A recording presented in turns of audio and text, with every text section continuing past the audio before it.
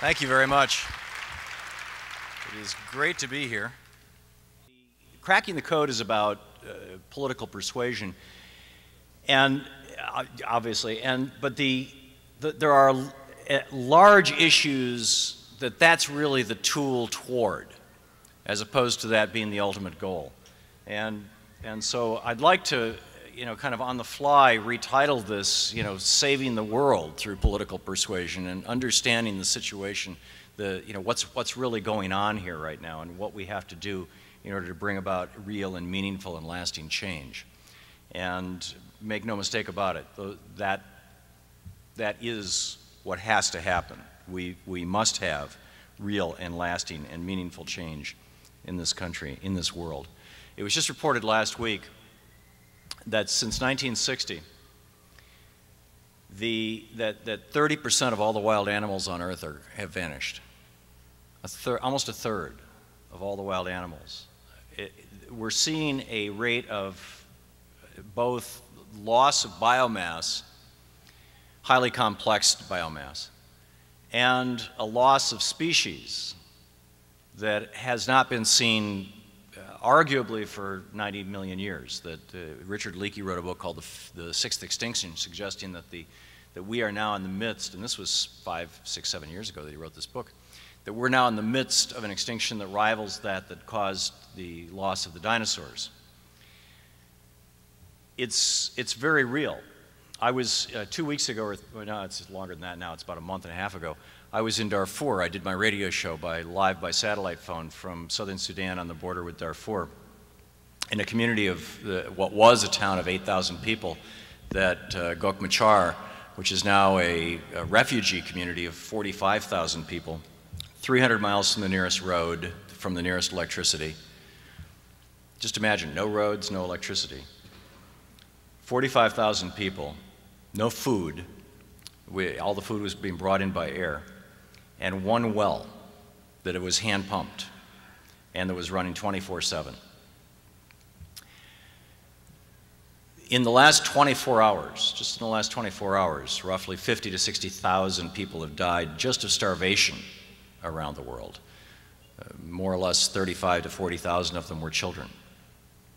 In the last 24 hours, we've seen, depending on whose numbers you're looking at, but E.O. Wilson from Harvard suggesting 100 species have gone extinct. In the last 24 hours, at least 250,000 acres of rainforest have vanished from this planet, have been destroyed. In the last 24 hours, at least 10 million tons of highly toxic waste, not just landfill waste, but highly toxic waste, have been released into our air, our waters, and our soil. We have, in this world today, over 1 billion people right now infected with the most rapidly growing and deadly disease in the world, tuberculosis. 1 billion people.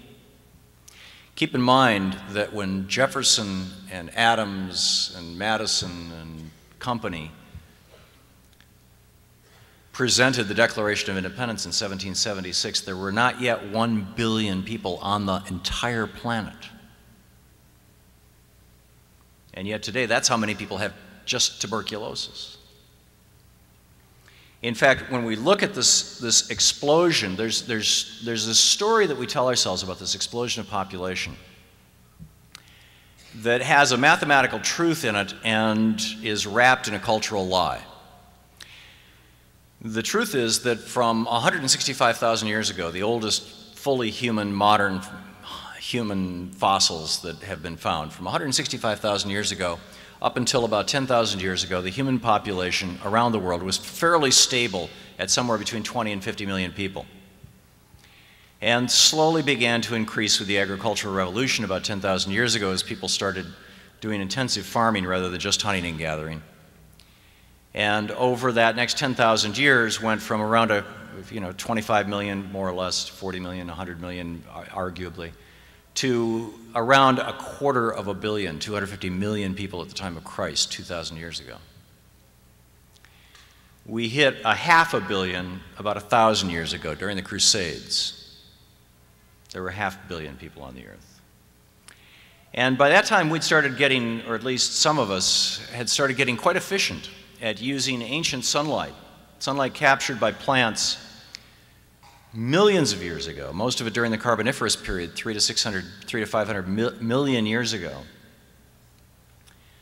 Captured by plants and in the vast sea mats that became oil, in the vast land areas that became the forests that became coal and peat, which are much more recent actually. Most peat is only 10,000 years old, but the coal and natural gas, that we started using that sunlight so that we didn't have to keep forests that we could use for firewood to warm our homes, and so we could cut down the forest, we could turn that land into food production, and as there was more food, there were more people. And so the population of the earth began to grow very, very rapidly, exponentially. So from 1,000 years ago, from the time of the Crusades, more or less, until 1800, we added another 500 million people. We doubled the planet's population over that 900-year period, more or less, 100,000-year period, and hit our first 1 billion people in 1800. So here we have this long arc of human history to our first billion. Our second billion didn't take 100,000 years. Our second billion only took 130 years, 1930. We got very, very efficient at converting sunlight into food, at converting oil into pesticides and herbicides and driving farm vehicles with it and transporting food with it. So by 1930, when Franklin Roosevelt was sworn into office in 1933, there were 2 billion people on the planet. The third billion didn't take 130 years, it only took 30 years. The year John Kennedy was inaugurated, there were only 3 billion people on the earth. We hit our third billion in 1960. There were some warning signs that were starting to show up. We were noticing that the atmospheric levels of carbon dioxide were starting to go up, that species were starting to go extinct, that we'd been through the Great Dust Bowl, that we were seeing the consequences of intensive agriculture. We were seeing that there was a problem associated with this. What do we do about that? That's still being debated. The fourth billion didn't take 30 years. The fourth billion only took 14 years, 1974. The fifth billion only took 13 years, 1987. The sixth billion only took 11 years, 1999. And we are now pushing 7 billion humans on this planet. In some areas, the population is being slowed down largely because of AIDS and tuberculosis. In other areas, there are other factors, but the story that we tell ourselves about our population and our culture is that this population explosion happened, and that it happened largely as a result of the agricultural revolution and the availability of oil, and that's simply what happens. More food, more people. But what's interesting is that that's not altogether true. I mean, the numbers are true. But really what has happened is that the population of one tribe has exploded. There are hundreds of other tribes, perhaps thousands, they're vanishing rapidly around the world, cultures of people who have not experienced population explosions. Their populations have been steady for 10,000 years. Which raises the question, what is it that differentiates us from them? Why is it that modern technological society and culture, whether it's in China or in the United States, whether it's in India or South America, why is it, or for that matter, the Inca and the Mayans who experienced a population growth much like ours, why is it that some cultures produce explosions in population and other cultures don't? Well, what are the variables?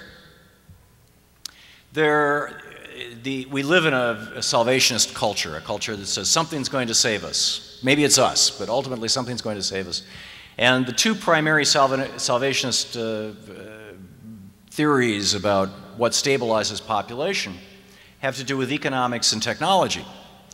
It has been noticed, and perhaps appropriately noticed, that there are many countries that are experiencing zero population growth and even negative population growth. Italy, oddly enough, the home to the Vatican, is experiencing negative population growth. In fact, Italy is the country with the highest use of birth control on a per capita basis in the world, which is, I find that incredibly ironic, but there it is. So there are those folks who say, well, the solution to the problem is we just need to put a birth control pill dispenser on every, corner in the world, particularly in the poorer neighborhoods, and everybody will have access to free birth control, and it'll solve all our problems. You know, the population will go negative. But the fact of the matter is that, you know, Planned Parenthood's best estimates are there's maybe 750 million people in the world who want to have access to technology, birth control technology, but don't. Actually, that number is about 8 years old. It's probably more, you know, a little larger than that. But the bottom line is that it's not lack of availability of birth control. There are countries, particularly the ones that we're probably most familiar with in the Middle East, where there's plenty of birth control. I mean, there's no religious injunction against it. There's no cultural injunction against it. It's not illegal. It's not the influence of the Catholic Church as it is in some parts of South America, where pharmacists are afraid to sell condoms for fear that they'll burn in hell forever. And still the average family size is 8, 9, 10, 11, 12 people. 12, you know, 10, 12 children in the monogamous families. So if it's not technology, then what is it? Well, the Paul Wolfowitzes of the world, the World Bank folks, the economists, they come along and they say, well, you know, it's not that it's technology, the problem is economic.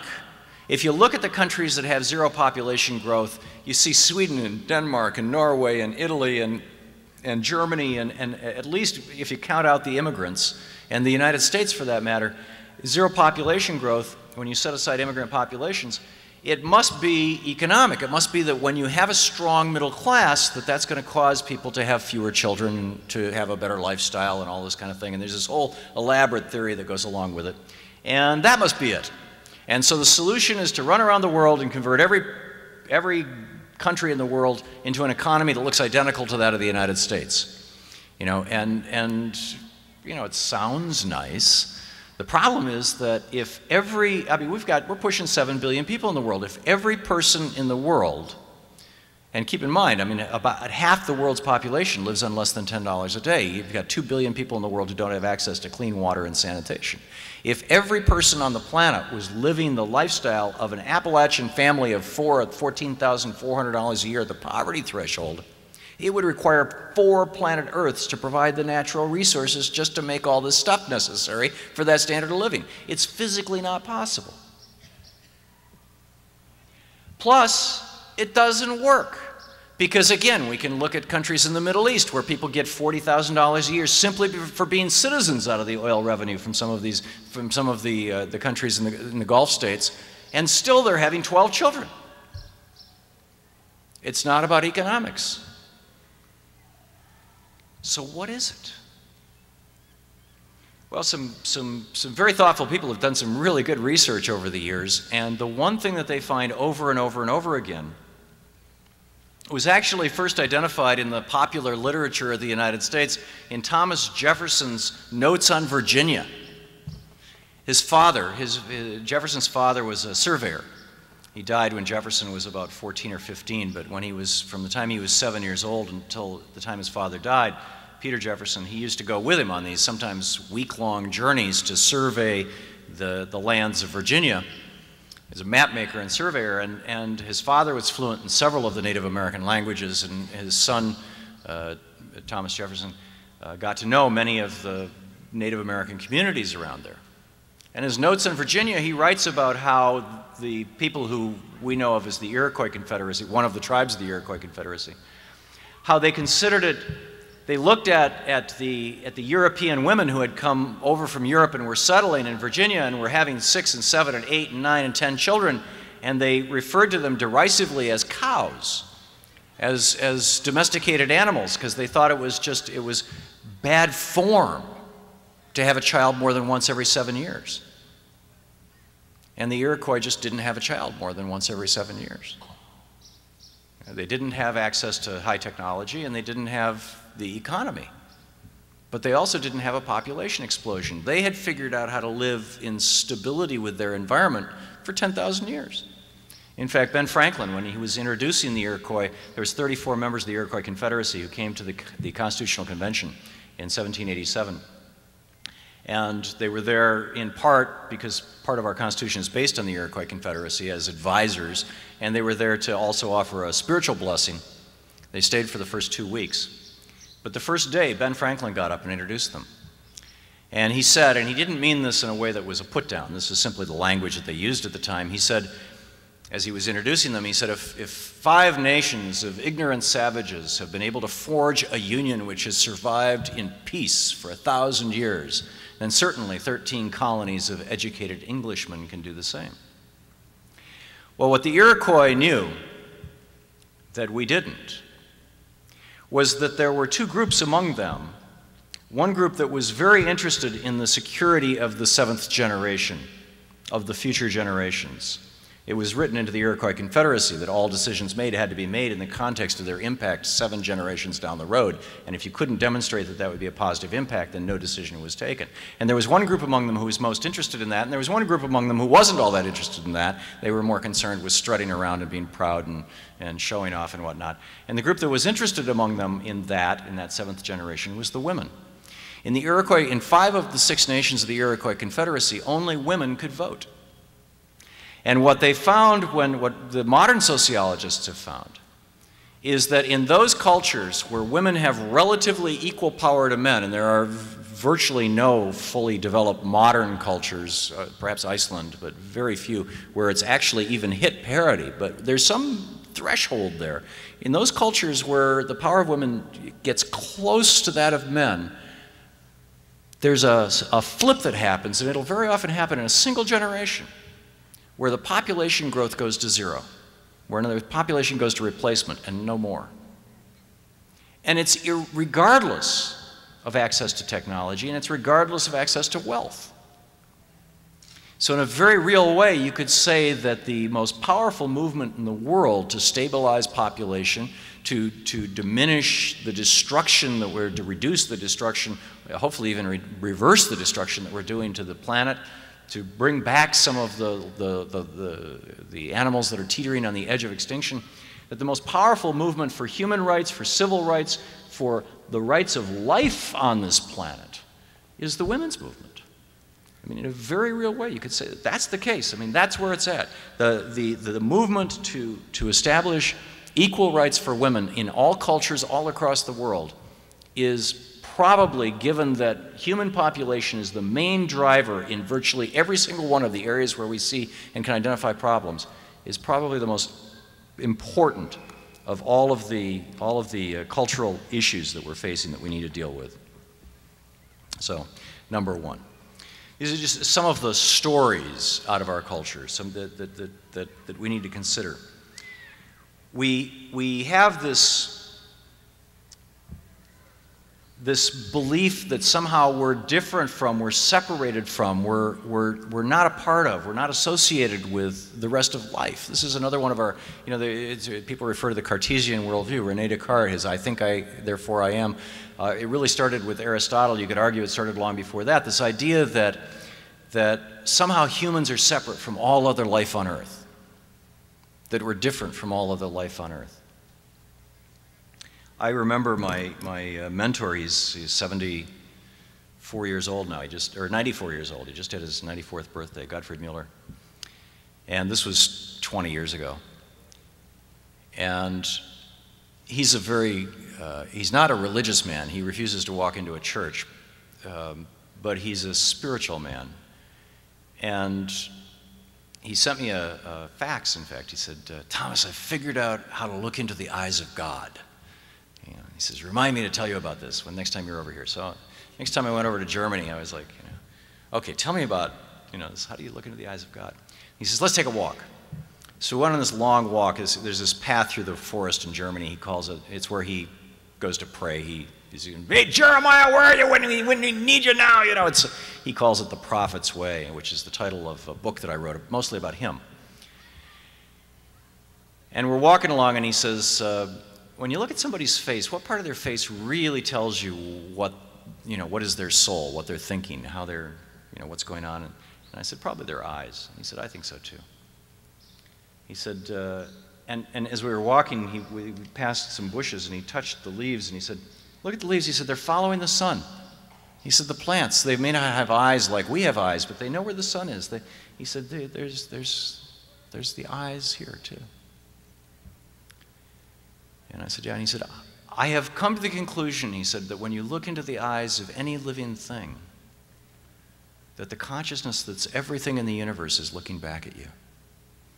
And that's the face of God. And our culture would say, oh, you know, come on. And yet there are cultures all around the world, again, older cultures, cultures that have figured out how to live homeostatically, who see the divinity, for lack of a better word. And I don't want to get too, you know, into the realm of New Age thinking here or something like that, but who value, who see the divinity, who value the essential, it's here, it's aliveness of all things. There are even those movements, I mean, they've erupted within our culture from time to time. You read the writings of Meister Eckhart, or the stories of the Baal Shem Tov, or I was talking in the air the other day, Little Flowers of St. Francis, or St. Teresa of Avila, or St. John of the Cross. I mean, no shortage of people who've seen this.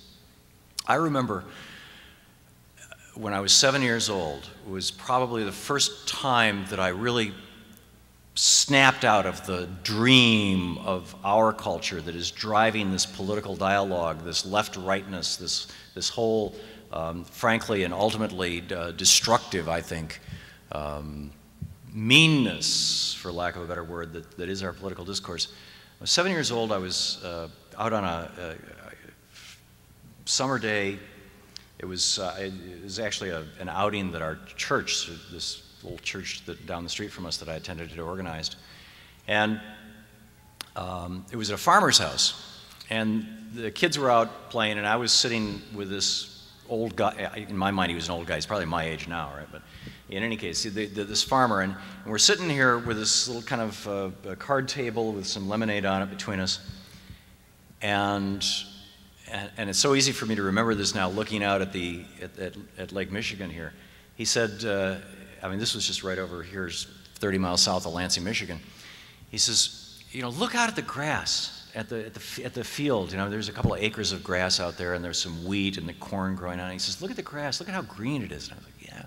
He says, see how blue the sky is? I was like, yeah. And the clouds, how, you know, the contrast. And he says, see the trees, that line of trees there that follows the river, and the road, and you can see the cars moving on it, and wait, you know, off there in the distance. And I was like, yeah. And the cornfield, and the crows, see the crows flying through here? They're looking for something to eat. He said, feel the wind? I could feel you know, there's a very faint breeze. I can still remember it as if it was yesterday. He said, smell the grass? They had been mowing the grass earlier in the day. They'd mowed the lawn. I said, yeah. And he leaned over like he was going to impart this great secret to me. And he was. He said, it's all alive. And in that moment, you know, 7 years old, all of a sudden, I was like, wow, you know, it's all alive. I guarantee you that the people who are running Monsanto and General Motors and not to pick on any particular company, General Electric, I mean, just right across the board, that those companies, those people whose day-to-day work is not moving us in a direction of saving life, but instead is moving us in a direction away from it, that they haven't figured that out yet. That we as a culture haven't figured that out yet. That even, you could walk into any church and find 1 in 100 people who understand that concept, that it's all alive, that it's all interdependent, that it's all together, that it's all us here in this place together. And so I think it's really vital that we do that. And in that context, I want to bring this and in the course of doing this, as I think I mentioned when I started out, you know, one of the most powerful ways to communicate political information is to tell stories, because people remember the stories and they carry the message with them. You know, you could put Dick Cheney in a box simply by saying, you know, he's the little boy who cried wolf, for example. You know, and boom, you know, the story associates with the action and everybody gets it. So there's, you know, a variety of stories that I wanted to share with you, and one of them I think is particularly important right now, because those of us on the, as it were, what's referred to as the political left, I think frankly it's mainstream America. I mean, you know, every single survey, yeah. Every single survey of Americans finds, more than 70% of Americans want national health care, more than 90% of Americans want clean air and food, more than 90% of Americans want to know the country of origin of the food, whether or not it has genetically modified organisms in it. More than 60% of Americans want to have a strong social safety net that includes unemployment insurance and strong Social Security and retirement and pension programs like that. I mean, it just goes on and on and on. We are the majority. So we're in the midst of this political battle right now, and on the left you're seeing Hillary Clinton and Barack Obama beating each other up, metaphorically speaking, although it's gotten a lot softer and a lot gentler in the last few days, and I think appropriately so. But nonetheless, I think that there have been some significant woundings that have happened on the side that I talk to, and also on the other side as well. And between the two, there is this chasm. There has been this wounding of America. I would submit to you that the real serious destructive wounding of this country arguably began with Ronald Reagan declaring that government was a useless thing, that government, this thing, this we the people, this thing that those crazy founders who called themselves liberals of the Enlightenment fought and died to create, according to Reagan, was the problem, not the solution. And that we should just discard democracy and turn everything over to big transnational corporations and let them run the show. After all, they know better. And we've seen now 30 years of the consequence of that, the destruction of the middle class, the destruction of America to a large extent. And not just America, it's spreading like a bad virus. On the other hand, there are some countries that are pushing back and waking up, and there's a grand awakening, I believe, happening in America right now. But there is a wounding that began with that and that got real intense in the year 2000 when the Supreme Court stepped forward. The Supreme Court of Florida had ordered that every vote in Florida be counted, and ultimately, a year and a half later, they were. And it was reported in the New York Times in October of 2002, October 2001, just a month after 9/11.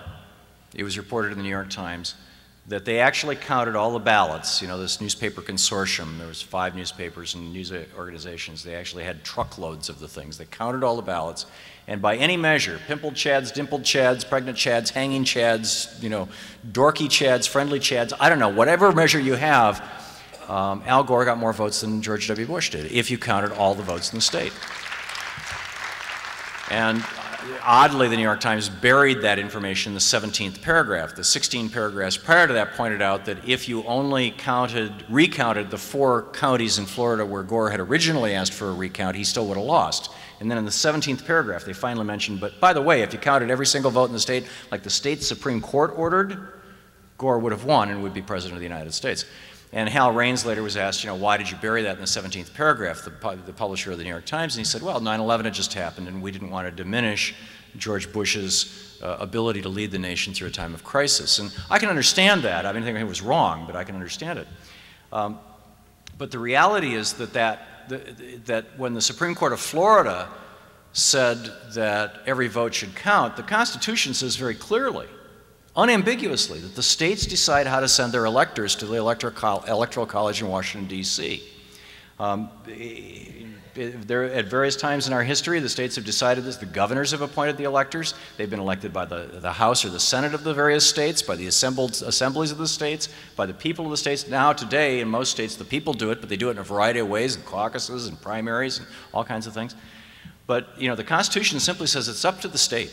Period. It's not up to the federal government. The federal government has no role in deciding who the electors are.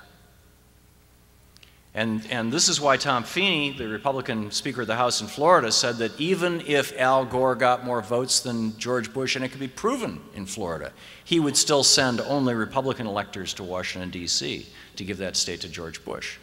And, he said it on national television, and he was dead serious about it, and he had the legal right to do it. But in any case, the Supreme Court of Florida said we're going to count every vote. And a fellow by the name of John Roberts, who was a $2 million a year corporate lawyer, hitman, a major advocate for corporate human rights in the United States, went down to Florida, and spent a couple of weeks training the lawyers, because John Roberts used to be the clerk for Rehnquist, who was the Chief Justice of the Supreme Court. Spent a couple of weeks prepping the lawyers, training the lawyers, teaching them how to argue before Rehnquist successfully. And they went up to Washington, D.C., and Jim Baker and company, and with the wise advice of John Roberts, who was later repaid, obviously, with the gift of being the Chief Justice of the Supreme Court, replacing Rehnquist. They went up and they argued, get this, Bush v. Gore, I suggest you read this decision.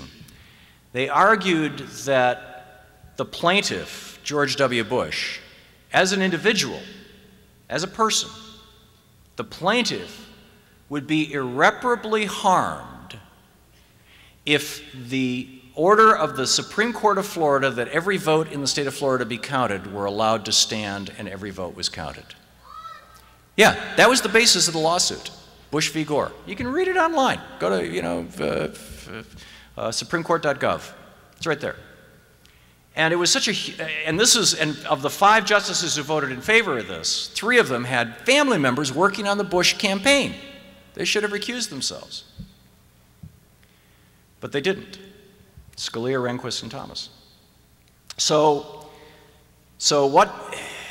anyhow, this first wounding was essentially a totally unconstitutional coup d'etat. The Constitution does not say that the Supreme Court can decide a dispute within a state about how that state's going to send its electors. It's up to the state.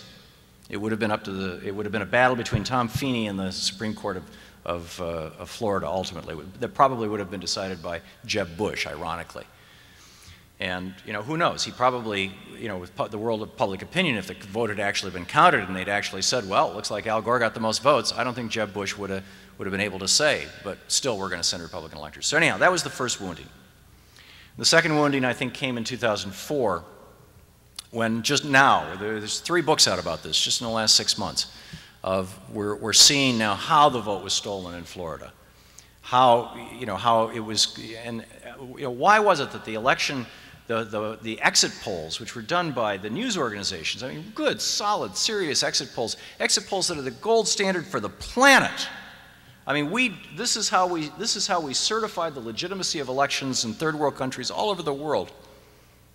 This is what led to the Orange Revolution in the Ukraine, is exit polls. Exit polls in Germany, they count the vote, well, in all European countries, they count the votes by paper. They're paper ballots, they count them by hand. They have civil servants do it. They take a couple of days off from their job. Sometimes it takes 3 days for the vote to come in. They'll call the election within an hour of the time the polls close. Why? Because their exit polls have never been more than 1/10 of 1% off. Neither were ours in the United States until the year 1996. And then they started getting funky. And in Ohio in 2004, the exit polls showed that Al Gore had a 4-point lead over George W. Bush. And it seems to, it vanished somehow. But anyhow, so another wounding. And now we have this wounding that's going on here. So how do we heal from these wounds?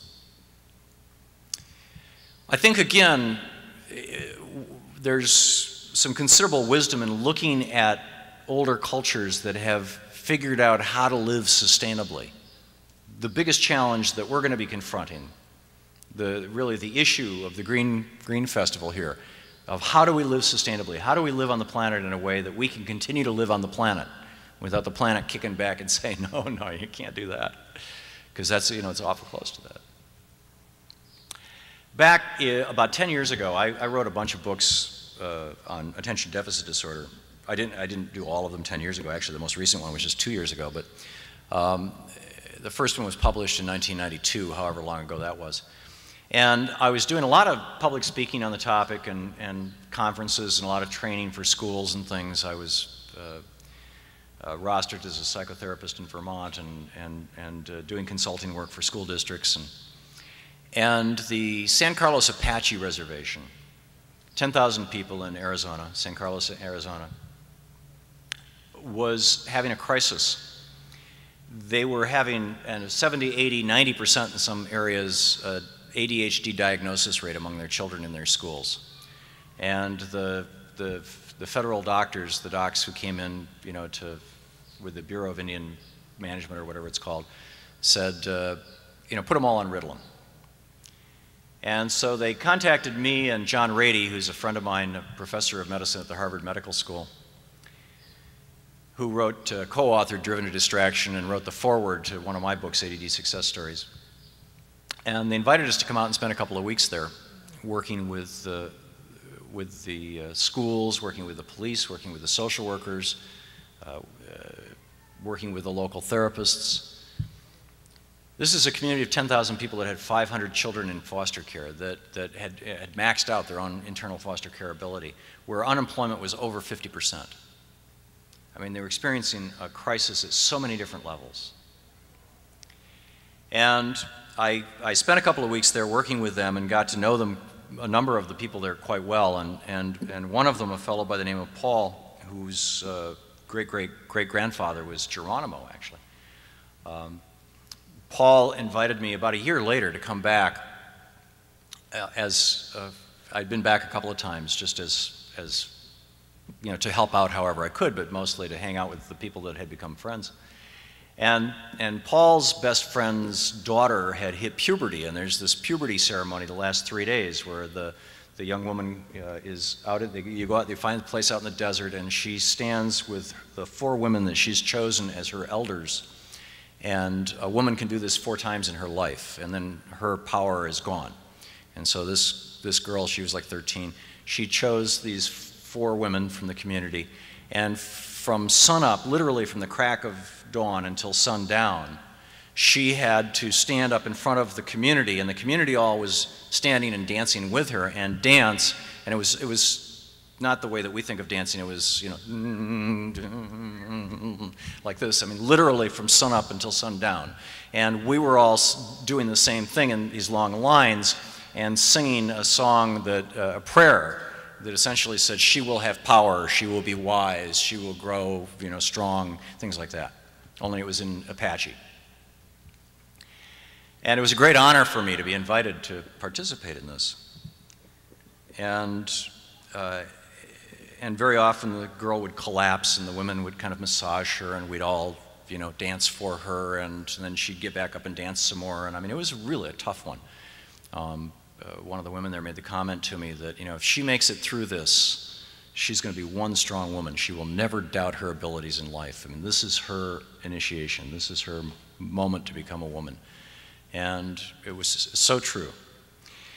And each night afterwards, the men and women would go into separate areas and have sweats, ritual purification, and break into small groups, and they build all these sweat lodges. And my friend Paul had invited me. I was there with him. I was dancing with him and his family. And that night, he and I and about 6 other guys were sitting around a circle and around a fire. We had done a 38-stone sweat. I mean, and we were just, you know, incredibly hot, and it was the desert and the sky, you know, just black sky and all the stars, and it was just a beautiful, beautiful night. And we're sitting in the circle and just kind of depressurizing from the day, and the guys are telling jokes, you know, you know, it's just 7 guys sitting around a circle, just being guys, you know, and no big spiritual thing or anything, and mostly they were telling Hopi jokes. The Apaches like to tell Hopi jokes. And a couple of years after that, Louise and I spent our 25th wedding anniversary with the Hopi on the second mesa, and discovered that the Hopi tell Navajo jokes. They don't like the Navajo. And the Apaches tell the Hopi jokes. So anyway. So I didn't know any Hopi jokes at that time. I have since learned a few, but at that time I didn't know any. And so I did what, when it was appropriate for me to speak, I did what I had learned in my culture, which is the Jerry Seinfeld kind of joke, you know, the put-down joke. I made a put-down remark at the expense of the guy who was sitting right opposite me on the other side of the fire. And as soon as the words were out of my mouth, everybody in the circle was looking at the floor, looking at the ground, looking down in the dirt, you know, and totally silent. And I realized I had committed a real sin, because I came out of a culture of sin and punishment, right? We find the sinners and we put them in prison. And in fact, in America, we have more people in prison than any other country in the world, both on a per capita basis and also in real numbers. And so I'm sitting there thinking, no, this is terrible. I can't believe I did that. And I've embarrassed my friend Paul, and I embarrassed this poor guy, and I've violated the cultural expectation. What are they going to do to me? Are they going to chase me out of here? Are they going to yell at me? Are they going to beat me up? I didn't think that so much, but and what are they going to do to Paul? And how have I hurt him? And how have I hurt my relationship? And I'm just sitting there going through all this stuff in my head as they're all just sitting there silently, looking down. And finally, two guys over from me, the oldest guy in the circle, realizing as the oldest guy, it's his obligation. He takes this deep sigh and rouses himself, and looks up and he says, I remember when I was young and stupid, and I was at boarding school at, the Indian school that they sent us to, and I made a joke about, and he tells this about how he had done the same thing that I had done, and how it humiliated his friend and embarrassed him, and what he had to do to make it straight. And then the next guy sitting next to him, he tells a story about how when he embarrassed somebody, and in his case it was somebody in his family that he had done this to, and how he made it straight with that guy. And then the next guy tells a story like that. And then the guy that I had embarrassed, he has a story to tell about how he had done the exact same thing once. And then the next guy, and then the next guy, and then my friend Paul, and then it gets to me. And by the time it gets to me, I've learned two things. And this is the main message that I want to leave with you today. The first thing that I learned was just the informational part. I learned what I had to say and do to kind of clean it up with this guy, which isn't so relevant. I mean, it was mostly apologizing. But I learned how to do it in a way that was appropriate to the culture. But the second thing that I learned, which was the real deep learning for me, was that nobody was treating me like a sinner, and nobody was punishing me. That this was a culture that had existed for 10,000 years on this continent, at least, with no police, no prisons, no places where they locked people up. How did they do that? What they had figured out was that balance that I was talking about when we first started, the balance with nature, whether it's the balance with all natural things, whether it's the balance of seeing the divinity of everything, whatever it may be, the balance between left and right in politics, the political discourse, that balance was really the key to the whole thing. And that the job of the community is not to catch the sinners and punish them. The job of the community is to find people who are out of balance and bring them back into balance, to restore harmony.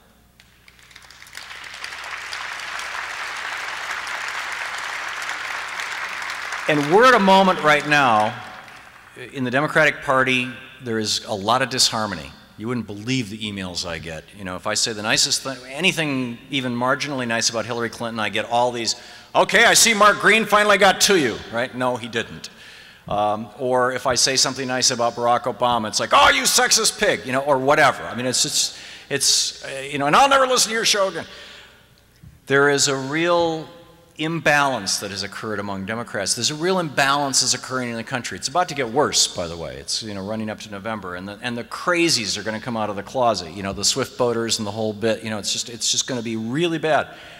And the work that we have to do, obviously, winning elections is a great thing, but even more important than that, we have to heal the world. We're at a crisis point here, pushing 7 billion people, a third of all animals since 1960 on the planet vanished, dead.